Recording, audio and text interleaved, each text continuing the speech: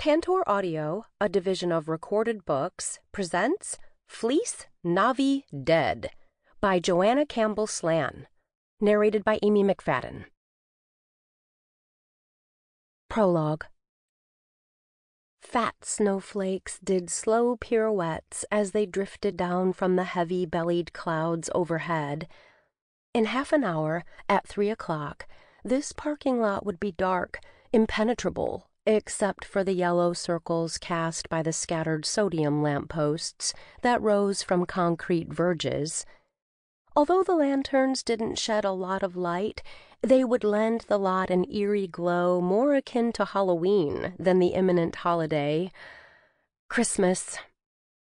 The concrete lamp bases served to divide the parking bays. I'd carefully counted my spot as the third from the mall entrance, lined up directly with the eye in Dillard's. Clutching my shopping bags tightly, I thought ahead to a festive scene. I smiled to myself as I imagined Kiki opening her gift. The moment I saw it, I knew it was perfect for her. My heart swelled with joy, rehearsing our conversation. She'd claim it was too expensive. I'd say there's nothing too good for you. While I'd been shopping, the lot had filled up. I was completely hemmed in by other vehicles. Immediately to my left, as I faced my steering wheel, was a large white van with a Missouri license plate. That should have given me pause. I didn't see my attacker. Not at first, but I did smell him. His cheap cologne assailed my nostrils, even as I concentrated on loading my holiday purchases onto the back seat of my car. In being so blasé, I broke the first and most important rule of self-defense. Pay attention to your surroundings. Instead, I allowed myself to be distracted by the gifts I bought for Kiki's kids and the holiday ahead. Even worse, I'd ignored the fact the space next to me was occupied by a panel van, one with a sliding door adjacent to my driver's side. How could I have been so stupid? The answer is simple. I was deliriously happy, in love, and anticipating a wonderful holiday season. All of those joyful emotions swirled around me, clouding my judgment. Ultimately, happiness left me vulnerable, but doesn't it always? There were only 2 days to go until Christmas, and my head was full of delightful plans, including a to-do list that was miles long. This was my final shopping expedition, and I was determined to make the best of this small pocket of time. My dog was safe and sound with a friend. All seemed right with my world. Every shopper I'd encountered had nodded and smiled at me as I made my way through the crowded mall. The clerks, though tired, had been brimming over with holiday spirit.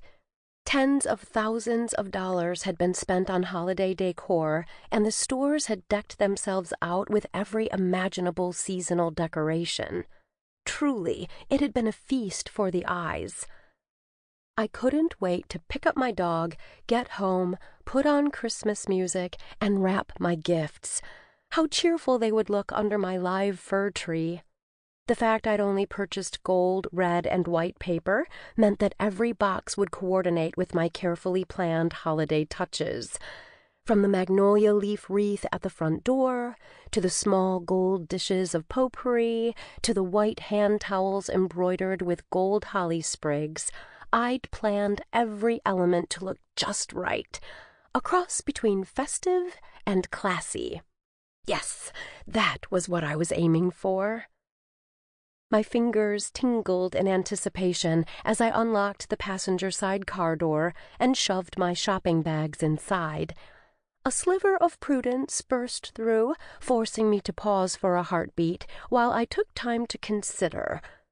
Had I really purchased everything on my list? Was anything forgotten? I reviewed the items mentally, but my back muscles cramped. I straightened, but I didn't move away from my open car door. Not yet. I didn't want to spoil the perfection I was aiming for by forgetting anything. Despite the fact I was in a hurry, I straightened and hesitated before closing the door. In my head, I was already savoring how much fun I'd have wrapping all my gifts. I'd waited my whole life to have so many people to share this holiday with. What fabulous surprises awaited them! Except, I was wrong. The surprise was on me. I didn't see him coming. In my distracted state of anticipation, I had made it easy for him to hop out from his sliding van door and grab me. He clutched me tightly with a strong pair of arms. A calloused palm completely covered my mouth and threatened to pinch shut my nostrils. Before I could scream, he clamped a rough rag over my face.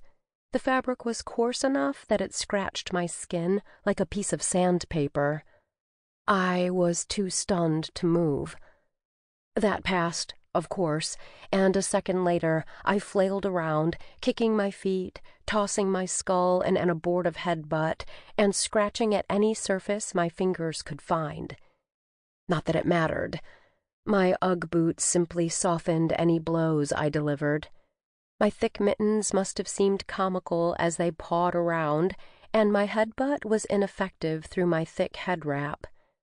While I wasted energy, my assailant pressed the cloth more tightly against my face. I sucked in a sweet gasp of air tinged with a hint of chemicals. Chloroform, once used to anesthetize women going into childbirth. Potent, if applied accurately, but of little use when soaked into a scrap of cloth. In the movies, knees buckled immediately in response to the liquid. In real life, breathing in enough to pass out took forever.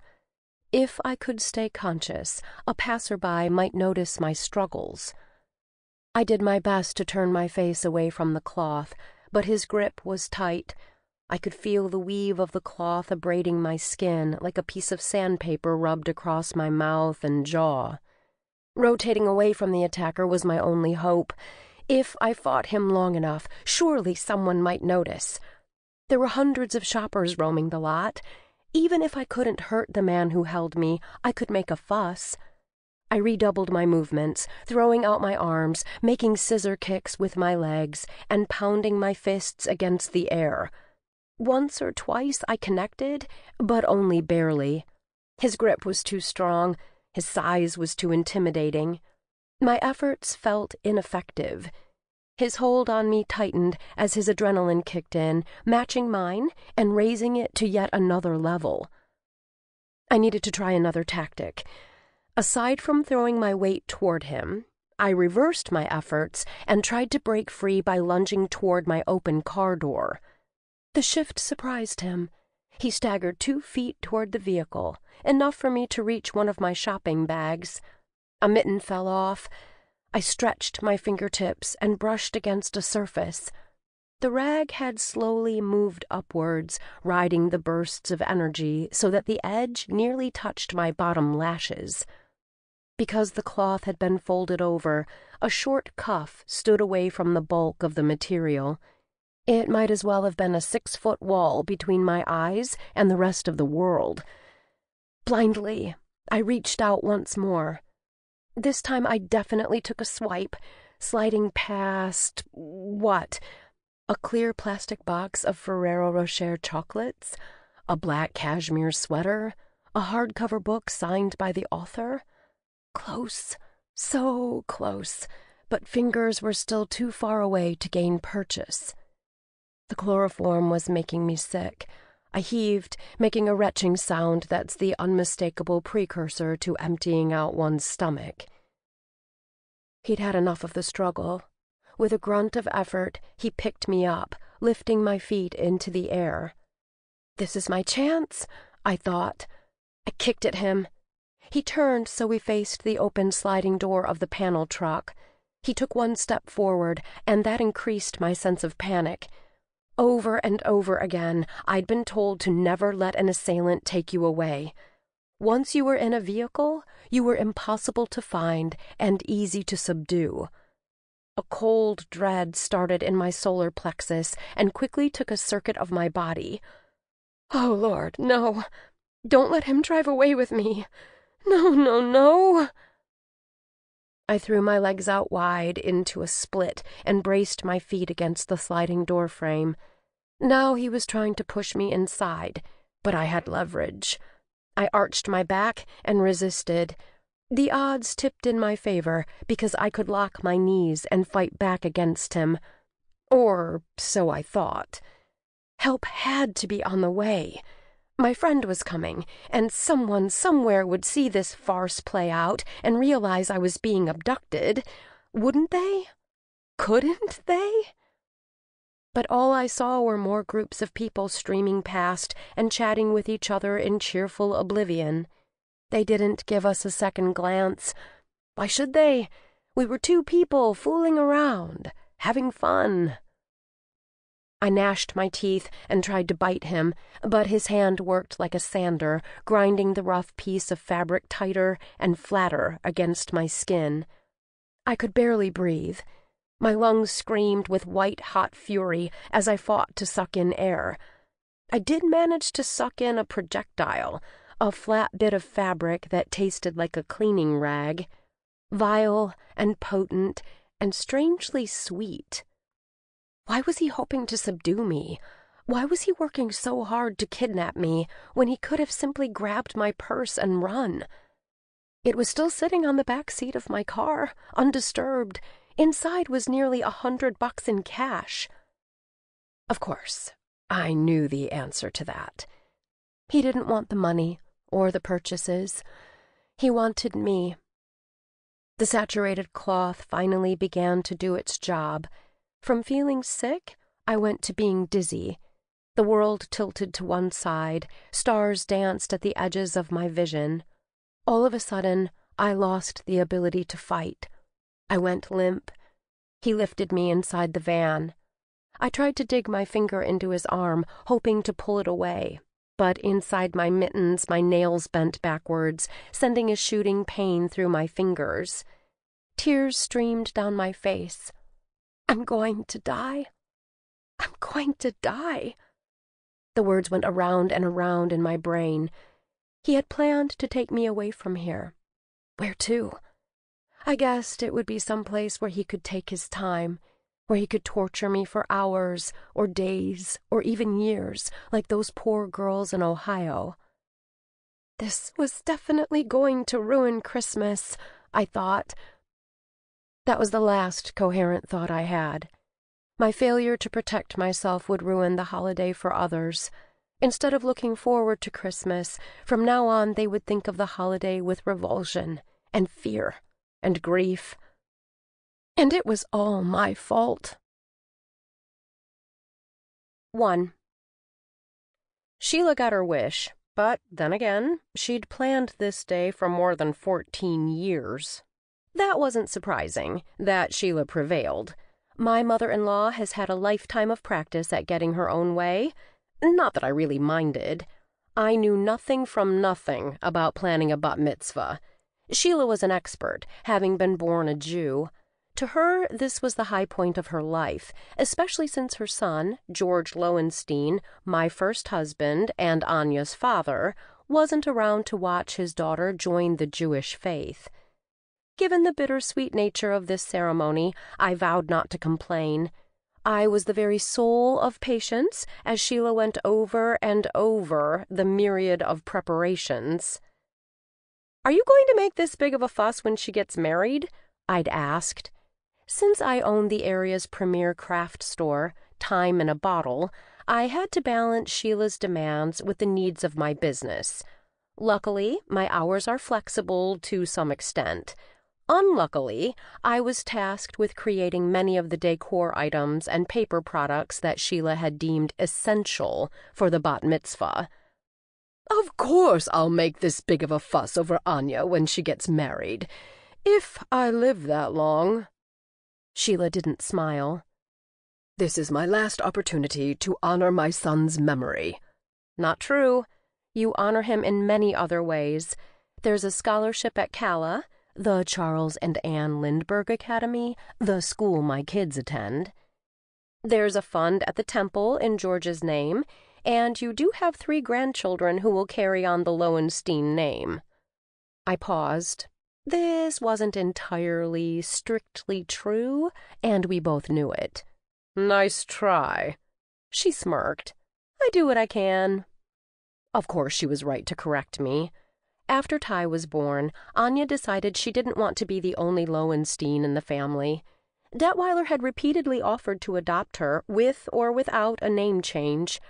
Anya decided she wanted to be adopted and called Lowenstein Detweiler, as I was. Quite a mouthful, but it did separate people who really tried to get it right from those who didn't. And at last count, about 300 people were trying to get my daughter's last name right. That was the tally on the RSVP list. Folks were flying in from all over the country, as this was one party they didn't want to miss. There would be a ceremony at the temple, of course, and then a huge party complete with entertainment and dancing. Sheila being Sheila, the ideas were hers, but a lot of the work had been delegated to other people. Correction, delegated to one other person. Me. I didn't really mind. Technically, we were holding the bat mitzvah 1 year late. Life had been complicated, but that meant I'd had 1 extra year to brace myself and assume the crash position. After all, when you have that many details in play, something is bound to slip through the cracks. And when it did, Sheila would go ballistic. In fact, there were so many details that Clancy suggested we open a project management program on our computers. It proved to be a good idea. We filled colorful columns with notes on the invitations, the guest lists, their addresses, their RSVPs, lists of local hotels, maps, airport details, menus, invitations, the band, the logistics of the site for the party, the theme of the party, the on-site decorations, the specific table ornaments, a video presentation, the seating arrangements, the song lists, the program and the speakers, honored guests, name tags and place markers, a map of the guests and their seats, a list of gifts received, and the thank you notes that went out. There was even an explanation about the bat mitzvah ceremony so that non-Jews could follow along, and the text of Anya's Torah portion was written in both Hebrew and English. After the ceremony, guests could pick up a printed copy of Anya's remarks. Everything had to be just so, and Sheila was obsessing about it. For example, Sheila was freaked out that the grass around the temple might be too long on the day of the event, as the ceremony was on a Saturday morning, and the mowers always came on Sunday. I had to call the lawn specialists and ask them to trim the grass a day early. Sheila had been beside herself with worry that the guests would have to wade through a prairie wasteland. When the weather reporter saw rain in the forecast, I thought Sheila would rip her clothes, wear black, and cover the mirrors with crepe. She was distraught. How dare the heavens not cooperate? After all, this ceremony was a tribute to her son, and Sheila would always miss George. I had no doubt that she'd be thinking of him even on the day she died. Blessedly, she had moved on somewhat, but knowing her granddaughter would be called to the bima and would read the sacred text in Hebrew was a balm to Sheila's heart. As it happened, Anya had chosen to read a passage about Ruth, who famously said to her own mother-in-law, "Whither thou goest, I will go." Anya likened that story to the bond between the 2 most important women in her life, Sheila and me. Of course, she added that she'd been doubly blessed because our lives had been completed with the addition of her new father, her stepfather, Detective Chad Detweiler, and her 2 brothers, Eric and Ty. Throughout all this, Sheila beamed with joy. When Anya added that she also had a new grandfather, Police Chief Robbie Holmes, my mother-in-law sobbed openly. Anya, being the thoughtful child she is, included her Detweiler relatives, our nanny, Bronwyn Mcfadden, and gave a special shout-out to her godfather, Detective Stan Hodcho. That caused a bit of a stir in the congregation. Strictly speaking, Judaism does not have godparents. In the Christian religion, a godparent is responsible for a child's spiritual development. In Judaism, the parents are responsible for their children's spiritual development. However, Rabbi Sarah had explained that one might bestow an honorary title of godfather or godmother on a person. "What does bestow mean?" 7-year-old Eric had asked. "It's a fancy word for give," his sister explained. "In other words, it's up to me whether I want to give Hodcho the honorary title of godfather." "We'll leave it up to you to ask him," said my husband as he popped a small piece of bacon into Ty's mouth. I needed to talk to Detweiler about hand-feeding our son. Ty isn't a pet monkey, although he can certainly act like one. He's climbing everything in the house. 2 days ago, I couldn't find him. I heard a giggle from the top of the bookshelves next to the fireplace. Ty had climbed up the bookshelves and wriggled his way into the top shelf. I didn't know whether to laugh or cry. "I'll ask Hodcho about being my godfather. He can't deny me anything." Anya smirked. She sounded so mature, and although her words might be taken as egotistical, she was only being honest. For a bachelor, Hodcho had attached himself to our kids with such relish that both Detweiler and I were surprised. Of course, I knew he was a loyal partner to my husband, but the ferocity with which he transferred that bond to our children surprised us. He would, quite literally, lie down and die for our kids.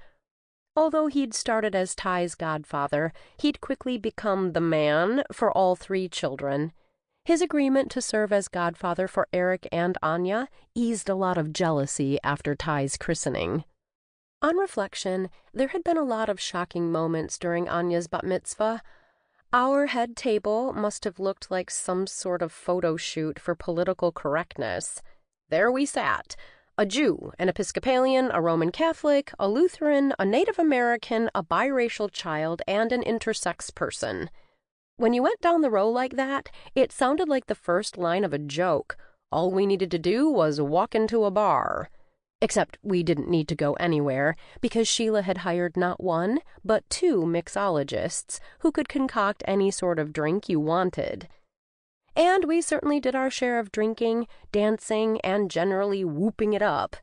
Anya's bat mitzvah was lauded by many as the coolest party ever. My daughter reaped the rewards. She was praised for her reading in Hebrew, her commentary on her Torah portion, her beauty, and her composure.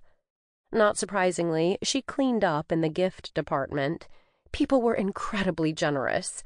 In fact, she spent the next month and a half writing thank you notes.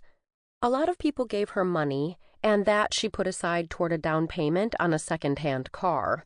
Her learner's permit was another year away, but Anya couldn't wait to get behind the wheel. While she wrote notes of gratitude, I scrapbooked her bat mitzvah.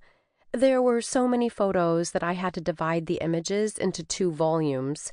Even without images, Anya's bat mitzvah was a day that would be forever burned in our memories. That night, after everyone else had gone to sleep, I stood in the shower for a long, long time and cried. The day had been bittersweet for me. I couldn't help but think back to the day I told George Lowenstein I was pregnant, or to his reaction to our hasty marriage, or how he had been a jerk to me. Even so, we'd managed to do one thing right. We'd managed to have and raise a beautiful daughter. For that, I would forever be thankful. A week after the bat mitzvah, Detweiler announced that Hodcho was bringing a friend to our house for dinner that coming Saturday night. Not a casual one-and-done date, but a woman he'd actually gone out with a handful of times. In fact, Detweiler explained to me, he's never spoken of any of his dates by name. Ever. In the past, they've been totally interchangeable parts, cogs in his machine. This one he speaks of frequently. He'll drop her name into a conversation and watch me as if gauging my reaction, almost as if he's daring me to tease him. But you aren't going to tease him, are you? No way. It's about time he found a woman to share his life. I think you and I can take some credit for the fact he's even considering a long-term relationship." "How so?" We were cuddling together on the sofa in the family room, enjoying a rare evening of peace. "He sees how happy we are." Detweiler sighed with contentment.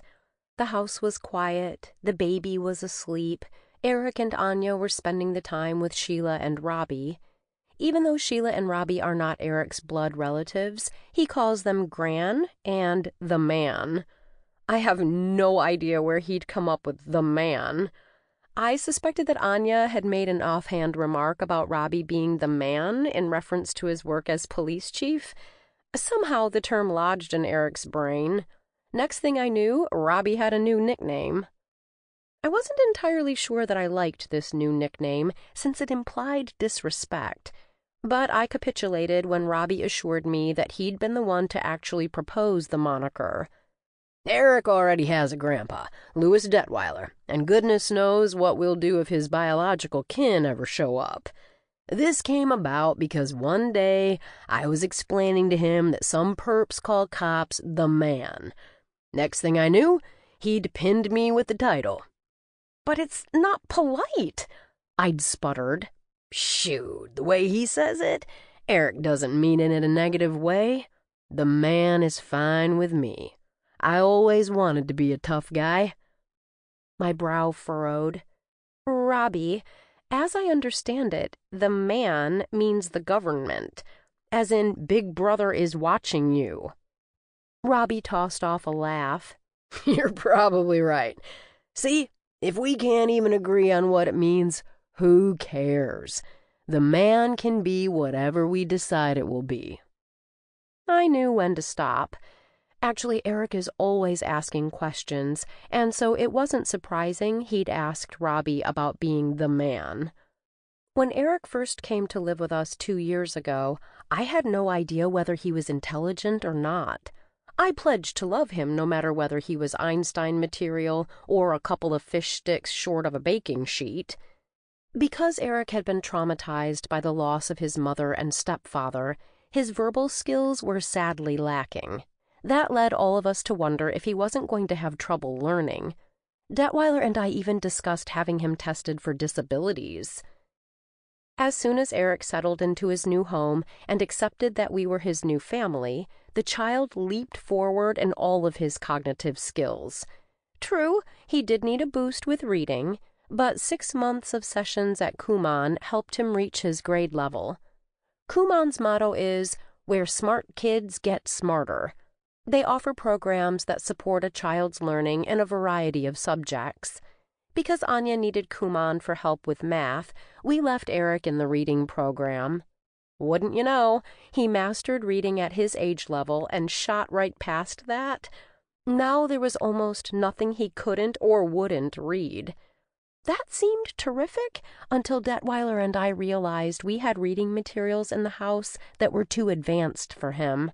Or, as Eric put it, "They aren't appropriate for a children my age." We decided not to explain that children was the plural form of the noun. Instead, under the cover of night, we purged our bookshelves of any materials unsuitable for a 7-year-old. By no stretch of the imagination did we own a vast collection of porn. Not hardly. But you'd be amazed at how many classics include spicy scenes, how various forensic science publications include images that are ghastly, and how science books dedicated to human anatomy can also share information about sexuality. Last but not least, we took all of the horror and true crime off the shelves. We had enough of that in our real daily lives. We didn't need Eric stumbling over such gruesome reality by accident. I smiled to myself as I remembered our late-night purge of reading materials.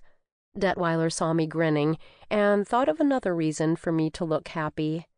He said, "It's always so peaceful with the 2 oldest at sleepovers.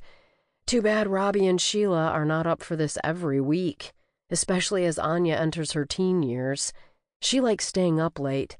You know how much Sheila relies on her sleep." I did indeed. She has to have a full 8 hours. Detweiler continued, "Do you think that Anya's friendship with Nicky Moore can—" Sample complete. Ready to continue?